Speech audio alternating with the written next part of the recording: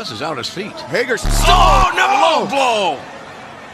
A low blow by Hager. Like the video, subscribe to the channel, and turn on those notifications. And once you're done, leave a comment down below and I just might end up responding. Cody, Dustin Rhodes, Chris Jericho, Jon Moxley, Pac, CM Punk even. Here's a short list of the very obvious names you will not be seeing on this list. That's not to say AEW and the names they continually reference aren't up for contention.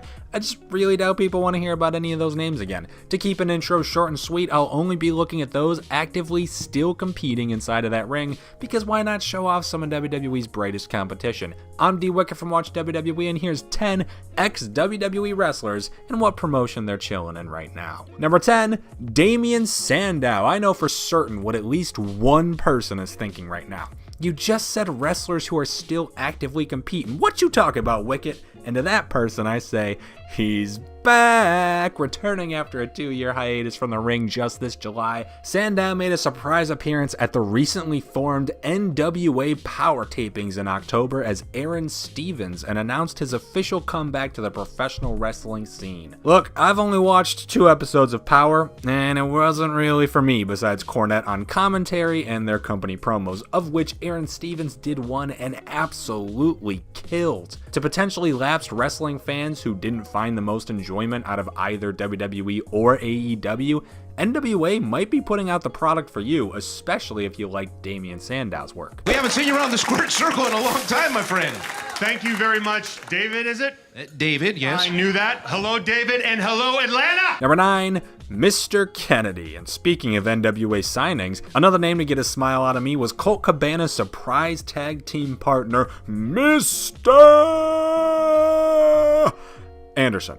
It's Anderson now, in case you never caught TNA. I never really did, so it's still super weird to me. I'm just way too used to Mr.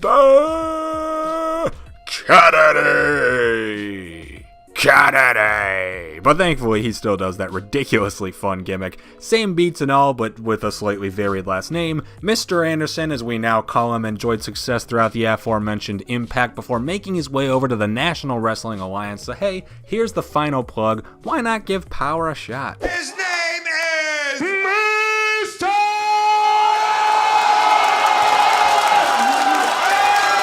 Number 8, Jack Swagger, or as we much prefer him, Jake Hager, because damn, Jack Swagger sucked.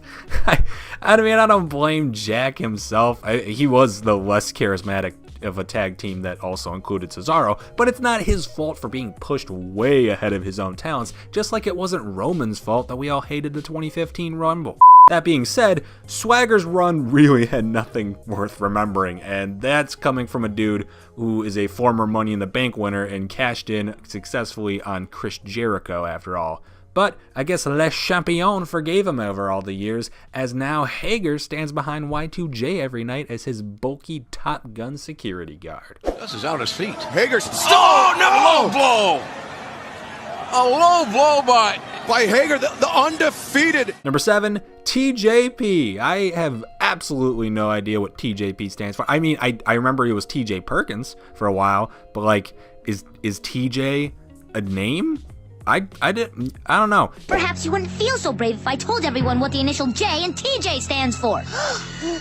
Back down, Teej. He means it. We won't think any less of you. Anyways, TJP found himself in the luckily unluckiest spot he could be after winning the original Cruiserweight Championship back in 2016. On one hand, hey, congrats TJ, here's a big celebration, a guaranteed contract, and you're our new Cruiserweight Champion. The problem, this was 2016, and he was the Cruiserweight Champion. TJP slowly phased his way out of relevancy and eventually made his way out of the company all the way over to New Japan and also Impact, but I know as of very recent he's been in that Super Junior Tag Team tournament, so I guess we can call him TJPW now, huh? TJP, he's got Ace Austin up now.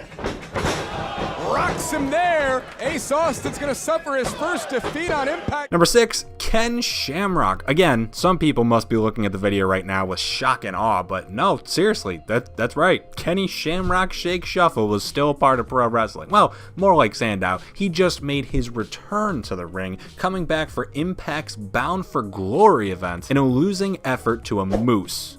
Moose. Oh, no, sorry. A wrestler named Moose. My bad. I checked out the first Impact on Access, by the way, for those asking in the comments. And, well, I love that a good chunk of the Lucha Underground roster seems to have found a home. And hey, good on Sami Snake for winning a world title. I don't really think it's for me still. Shamrock disagrees though, as on said taping, he declared himself still actively on the roster and ready to fight anyone who stands in his way, which is crazy seeing as the man first wrestled all the way back in 1988. Can Moose deliver the spear? He did it. How much was behind it? Is it enough to defeat Ken Shamrock? Pulls him into the center of the ring. Number 5, Rob Van Dam. While Willie Mack, Tessa Blanchard, and Brian Cage could all hold my attention for sure, realistically there is only one man who is going to convince me to ever check out another Impact episode, and his name is Rob Van Dam. Mr. Tuesday Nights, as I gotta start calling him now, is going to go down as a permanent top 5 wrestler for me, being easily one of the most unique athletes with one of the most unique movesets in the history of our great sport to ever grace television screens. He recently turned heel and has basically been saying what I just said for the last 20 seconds, and, well, it's amazing. So honestly, if you want to see Rob Van Dam with the best gimmick he's ever had in 2019, go watch some Impact. Will we see it? Whoa! What the?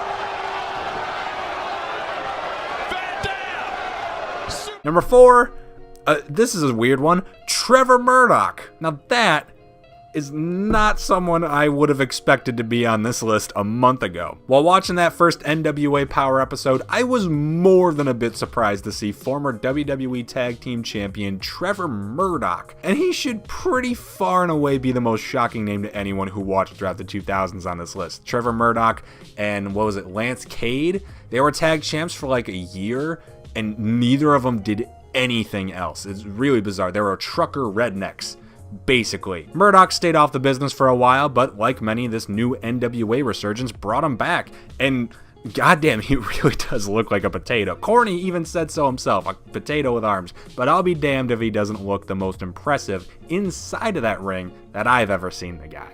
Defense last week with Tim Storm and NWA Power, but right now, Trevor Murdoch avoiding disaster. Number 3, Trent Beretta. This is a true story. As a kid, I had one of those Scholastic Book Fair magazine-esque books, and it was like 30 different WWE pairings and who the writer thought would win. Triple H versus Sheamus was a column, Cena versus Orton, Undertaker versus Shawn, Macho Man, CM Punk. There were a bunch of either current feuds or dream matches listed, and one of them was Trent Beretta versus Zack Ryder. And I swear to God, not until the AEW roster was coming together did I ever see Trent Beretta's name even again. Trent Beretta evaded me for an entire decade after seeing him once in a book, since the dude literally never showed up on television again. I'm pretty sure Zack Ryder referenced him in the Where's Trent gimmick on his YouTube show like once, but that was it. So suffice to say, the dude's got a little bit more going on these days. 418 pounds, Trent Beretta, Chuck Taylor, the best friends. Number 2, Emma, the wrestling world's favorite girl. Tennille Dashwood, formerly known as Emma, formerly known as Emelina, formerly known as Emma, was a beloved NXT darling who truly helped usher us into this women's evolution. A lot of credit deserves to go to a lot of places for the last 5 years of progress, but Paige and Emma deserve a very, very large chunk, as they somewhat single-handedly paved the way for NXT's 4 Horsewomen, who are probably the headliners of that movement. After a disappointing main event call-up alongside Santino Marella, then a disappointing repackage as Emelina, then another disappointing repackage as a social media monger, Tennille finally made her way out of the Forsaken company and currently enjoys success over in Impact after a hefty 10-month break away from the business.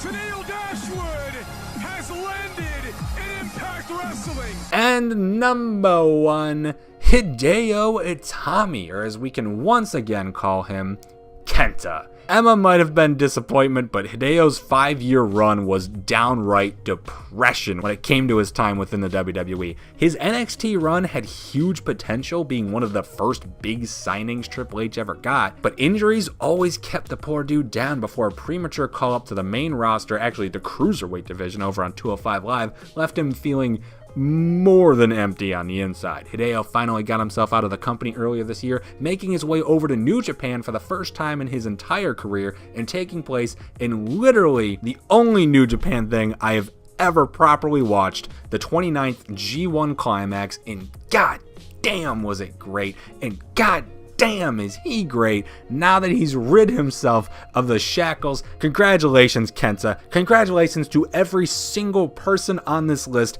I can say with almost absolute certainty they are in a better place than WWE right now.